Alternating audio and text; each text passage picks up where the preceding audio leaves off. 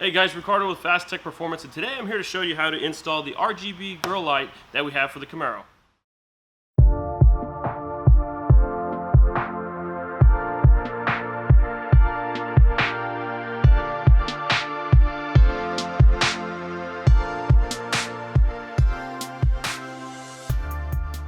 Alright guys, now here we are on the outside of the car. Now what I did is I went ahead and removed the bumper so I could show you how easy and where exactly we were mounting this light bar.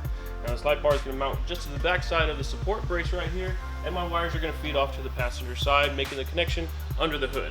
So we'll go ahead and get started on the install on that version. Alright guys, so where we're going to mount this light bar is going to be right here on this top edge of the support brace. So once we have our double-sided tape put on the back side of the light bar, we'll go ahead and peel it off here. And we'll just go ahead and stick the light bar right in place. Give it a nice firm press. And the light bar will be installed. Then we'll take our wiring harness, feed it under here, right up to under the hood.